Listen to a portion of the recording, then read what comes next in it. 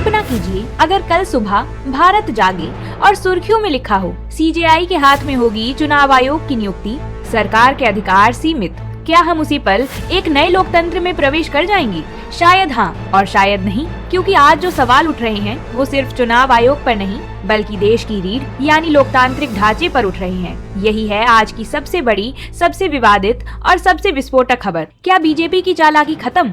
ज्ञानेश कुमार की कुर्सी खतरे में है।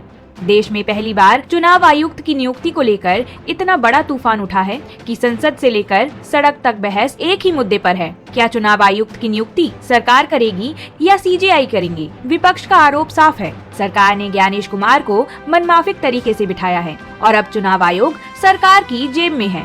ये आरोप सिर्फ राजनीतिक नहीं, लोकतंत्र की नींव को हिलाने वाले हैं। संसद में क्या होना चाहिए था और क्या हो रहा है? देश जल रहा है, दिल्ली में आतंकी हमला, प्रदूषण दम घोट रहा है, रुपया गिरता जा रहा है, फ्लाइट्स की अव्यवस्था हो रही है, रेलवे में मौतें, बेरोजगारी रिकॉर्ड पर है, लेकिन इन मुद्दों पर चर्चा शून्य। सदन में बहस हो रही है वंदे मातरम कौन गाता है और कौन नहीं, लेकिन इस हंगामे के बीच राहुल गांधी ने खेल पलट दिया। सदन में ज्ञानेश कुमार बैठे थे, या तो सच में सो रहे थे या शायद सोने का नाटक कर रहे थे। उसी समय राहुल गांधी ने 3 बड़े सवाल दागे। सीजेआई को चयन कमेटी से क्यों हटाया गया? पहले 3 सदस्य प्रधानमंत्री, सीजेआई और नेता विपक्ष। सीजेआई हटाए गए और बहुमत सरकार के पास है। दूसरा सवाल किया 2024 से पहले चुनाव आयोग को लगभग कानूनी ढाल क्यों दे दी गई? ऐसा कानून कि आईसी के खिलाफ कोई क्रिमिनल केस नहीं हो सकता, यानी फैसला चाहे जैसा हो इसकी जवाबदेही शून्य होगी। तीसरा सवाल उठाया कि सीसीटीवी फुटेज 45 दिनों में नष्ट क्यों? क्या 45 दिन में हर विवाद मिट जाएगा? सरकार शांत, ईसीआई चुप, पूरा सदन गूंज उठा।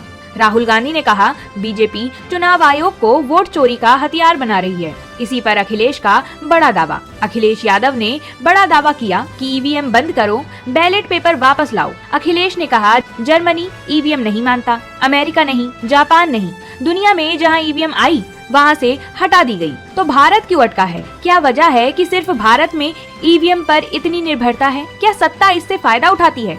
सवालों की धार तेज है। असली खेल चुनाव आयोग की नियुक्ति में है। पहले सीजेआई चयन पैनल में होते थे, टाई ब्रेकिंग पावर मजबूत, संतुलन मजबूत। अब 3 में से 2 सदस्य सरकार के, मतलब बहुमत पहले से ही सेट।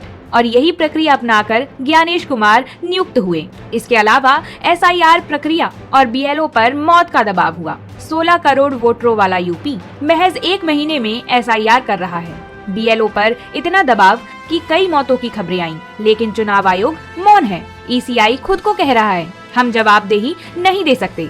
इसी के साथ विपक्ष की नई मांग उठ रही है, बैलेट की बहाली। सभी दल एक सुर में बोल रहे हैं बैलेट लाओ, लोकतंत्र बचाओ। क्योंकि ईवीएम नतीजे तेज आते हैं, ये झूठ है।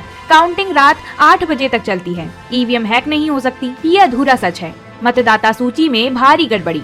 सीसीटीवी डेटा 45 दिन में गायब। ईसीआई पूरी इम्यूनिटी मोड में। अगर बैलेट वापस आए तो खेल बराबरी का होगा, पारदर्शिता बढ़ेगी, सत्ता की गुप्त बढ़त खत्म हो जाएगी। लेकिन सबसे बड़ा सवाल, क्या ज्ञानेश कुमार हटाए जा सकते हैं? संसद में यह चर्चा बढ़ रही है कि अगर ईसीआई जवाब नहीं देता तो ज्ञानेश कुमार की कुर्सी जा सकती है। और नई मांग है सीजेआई को दो पूरा अधिकार, वही नियुक्ति करे, चुनाव आयुक्त करे। ऐसा हुआ तो सरकार की नियुक्ति सत्ता घटेगी, चुनाव आयोग पर जनता का विश्वास लौटेगा, विपक्ष का आरोप कमजोर होगा, साथ ही में पारदर्शिता बढ़ेगी।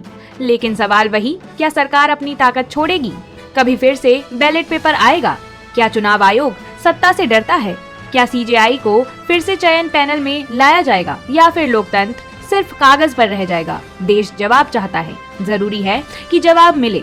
आपकी इस मुद्दे पर क्या राय है, हमें कमेंट बॉक्स में लिखकर जरूर बताएं। साथ ही दुनिया भर की खबरों को सुनने के लिए सब्सक्राइब करें हमारा चैनल।